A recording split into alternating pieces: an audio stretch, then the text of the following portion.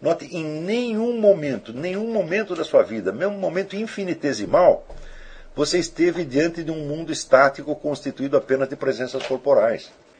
Mesmo que você estivesse, digamos, num deserto, onde você só tem areia e pedras. Por exemplo, você sabe que no instante seguinte o sol pode assar você. Se você não tivesse consciência disso, você saberia que está num deserto, meu filho? Só porque está vendo areia e pedras? Não, então você estaria fora da situação real, você estaria apenas vendo uma aparência ilusória de areia e pedras. E não um lugar real, efetivo, chamado deserto.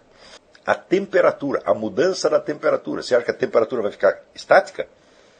Todo mundo sabe que no deserto, de dia é um calor infernal e de noite é um frio temível. Você sabe disso. Você sente a mudança da temperatura. E você sabe que ela vai mudar mais depois. Se você não soubesse disso, e você imaginasse apenas a temperatura atual como uma coisa estática, eu digo, existe temperatura estática? Não, temperatura é mudança de temperatura, gente. Temperatura estática, permanente, jamais poderia ser percebida. A temperatura é percebida através das suas modificações. Mais ainda, a temperatura é percebida por quê? Porque a temperatura do ambiente não é a mesma do seu corpo. Há uma diferença. Senão você não perceberia. Então, está entendendo? Quer dizer, perceber o mundo real é perceber possibilidades, tensões, expectativas. É assim que nós percebemos no mundo real. Agora, professores de filosofia não, acho que eles percebem de outra maneira. Está entendendo? Então, é o que eu lhes digo. O próprio conceito de materialismo não é enunciável sem autocontradição. O materialismo não pode ser pensado nem mesmo como hipótese. Porque se você disser, existe aqui o mundo material. E no mundo material, como nós temos um cérebro, nós inventamos outras coisas para além do mundo material. Acontece que tudo isso que nós inventamos, isso é exatamente a presença do mundo material. Se reduzido, vamos dizer, às suas propriedades materiais, entre aspas, o mundo não poderia sequer ser material. Porque o que você chama de material é apenas uma seleção abstrativa que você faz de certas propriedades, dentre as inúmeras que você percebe. Tem algumas que, hipoteticamente, você chama de materiais, mas que não são percebidas separadamente. Jamais foram percebidas separadamente. Veja, todo conhecimento que nós possamos adquirir da epistemologia, da teoria do conhecimento, deve ser obtido através da análise da percepção real, da análise do conhecimento real. Tá certo? E não através de hipóteses artificiosas. Vamos dizer, o conhecimento real é aquele que é obtido na experiência real, na experiência efetiva, não na experiência hipotética. Agora, note bem, o que é uma experiência científica? É uma experiência hipotética montada dentro do campo da experiência real. E que só tem validade dentro do campo da experiência real. Quando um sujeito baseado numa experiência científica, ele nega a consistência da experiência real, pretendendo que a experiência científica tenha mais validade cognitiva do que a experiência real, ele está fazendo uma autocontradição monstruosa. Porque eu digo, se ele realizou efetivamente esta experiência, ele não a realizou só dentro do laboratório, mas dentro da realidade. Onde estava o laboratório dele? Se ele realizou realmente a experiência, então a realizou dentro da realidade. Então ela só tem validade quando inserida dentro desse campo da experiência real. Sem esse campo, ela não tem validade nenhuma, não significa nada, nada, nada, nada, nada. Então isso quer dizer que jamais, ou uma ciência em particular, ou os resultados delas todos, podem se sobrepor à percepção comum e corrente que nós temos da realidade. Jamais. Nós podemos aprender mediante o exame analítico da percepção comum, mas nós não podemos superá-la. Porque eu digo, onde vamos superá-la? No mundo hipotético ou no mundo real? Então, aquilo que o Husserl chamava o Lebenswelt, o mundo da vida, na verdade eu acho esse conceito demasiado tímido, porque o Lebenswelt é o único mundo que existe. E eu asseguro para vocês, o mundo da experiência científica, considerado em si mesmo, não existe. Eles só existem como uma parte do elemento que você decidiu olhar separadamente. Então você está distinguindo mentalmente, mas você não está separando de fato. Então isso quer dizer que sem uma ontologia e uma epistemologia baseadas no exame da experiência real, nenhuma ciência vale nada. Ela só adquire valor se devidamente inseridos dentro deste esquema geral da realidade. Ora, o Jean Piaget, no livro Sabedoria e Ilusões da Filosofia, ele diz o seguinte, ele diz que só o que dá conhecimento efetivo são as ciências. A filosofia dá-nos apenas um senso de orientação e de valores. Me diz sobre esta frase. Quer dizer que ele acha que conhecimento efetivo é aquele que foi dado pelo experimento científico. E, ao lado do conhecimento, existe um enfeite. Este enfeite é o senso de orientação e de valores. Acontece que para você saber se esse experimento científico é experimento científico verdadeiro e se é válido, isso é uma questão de orientação e de valores. Então eu digo, onde existe esse conhecimento científico, exceto dentro do campo de orientação e de valores? Ele nunca existiu em si mesmo. Ele é apenas uma invenção da mente.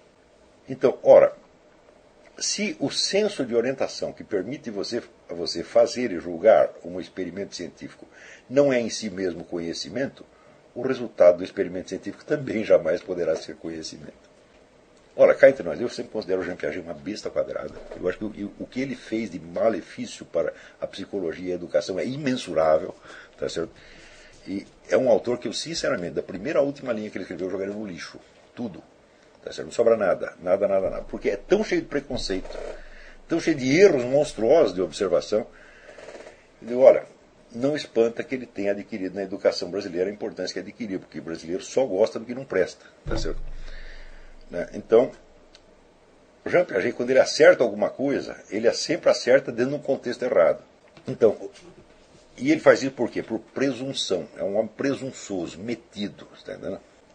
Eu acho que a profissão acadêmica ela faz bem para umas pessoas, mas faz mal para outras. A umas ela inspira, tá certo, uma modéstia, um cuidado, uma prudência, mas a outros ela infla de tal modo que o sujeito acha que ele é mesmo o representante do conhecimento objetivo. E que os outros todos têm apenas opiniões, imaginações, etc. A partir da hora que o sujeito pensou isso, ele ficou psicótico. Por quê? Conhecer a realidade é próprio do ser humano em geral. É próprio até do mais burro dos seres humanos. Até o Lula conhece a realidade, gente. Quer dizer, conhecer a realidade não é nenhum privilégio. Eu me lembro, por exemplo, que anos atrás eu li um livro de lógica, que era usado muito no ensino universitário brasileiro. O autor chamava-se Louis Liard, L-I-A-R-D. Ele começava por dizer o seguinte, que as essências das coisas são muito difíceis de você conhecer. Você só pode conhecer através de um longo exame analítico. Você diz, uai, mas se eu não conheço a essência daquilo que eu estou examinando o quê? Como é que eu poderia, através do exame de várias aparências, obter uma essência? A essência é aquilo que uma coisa é. Mas se eu não sei o que as aparências são, o que eu posso examinar delas? Por exemplo, eu examino várias aparências de gato para chegar à conclusão de uma essência gato. E, porém, a aparência de gato também não é uma essência? A aparência de gato é alguma coisa. Então, ora, se para eu chegar à essência de gato eu preciso examinar várias aparências de gato, e se as aparências de gato, por sua vez, não são essências, eu precisaria examinar vários componentes, até chegar à essência chamada aparência de gato. Por exemplo, aqui tem uma cor do gato, jeitão de gato, miado de gato. Cada um desses eu teria que examinar para chegar a montar uma essência chamada aparência de gato. Porém, meu Deus do céu, cada uma dessas também não é uma essência? A cor de gato não é cor de gato? Então é uma essência. Então, isso significa o seguinte, se eu não conheço as essências dos objetos na primeira, instantaneamente eu jamais as conhecerei. Jamais chegarei a essência alguma. Então, essência das coisas é a primeira coisa que você conhece, que é o que as coisas são. Eu sei que um gato é gato e sei que cor de gato é cor de gato, e que aparência de gato é aparência de gato. E, no entanto, esta besteira descomunal foi ensinada. Esse livro foi no século XIX, durante um século. Esta coisa foi usada no ensino secundário e até universitário.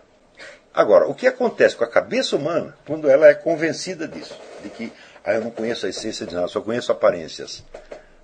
E que as essências eu só conhecerei se eu estudar o livro do Louis Liard, depois estudar o Bertrand Russell, estudar não sei o quê, para daí conhecer as essências, depois de muito trabalho. O que acontece com a mente convencida disso? Bom, a primeira coisa, ela acabou de cortar relações com a sua própria percepção do mundo real. Ela está fazendo uma coisa, quer dizer, o processo cognitivo dela é um que está se desenrolando neste mesmo momento, e o que ela pensa a respeito é outra coisa completamente diferente. Nesse mesmo instante, ela perdeu a capacidade de examinar a experiência real. E, se não tomar cuidado, perdeu para sempre. Ora, nós sabemos que hoje a maior parte das pessoas vive num mundo onde tudo é constituído, vamos dizer, de dúvidas e de incertezas. Quer dizer, o sujeito jamais pode, a partir da experiência real dele, afirmar nada. Por quê? Porque ele está persuadido de que tudo são aparências apenas. E de que as ideias que ele forma a respeito são apenas opiniões. De quem foi que ensinou o sujeito a pensar assim? Foi a escola. Foi o ensino. Então, isto é uma opressão do intelecto. Isto é uma escravização da inteligência, uma destruição da inteligência. Porque já no primeiro passo que você dá, você perde a confiança no seu próprio intelecto. Ora, se você perde a confiança no seu próprio intelecto, qual é o padrão de certeza que você pode ter na vida? Você pode viver na incerteza total? Jamais, ninguém consegue viver na incerteza total. Então você vai se apegar ao quê? À opinião do seu professor, do seu grupo. Então você veja,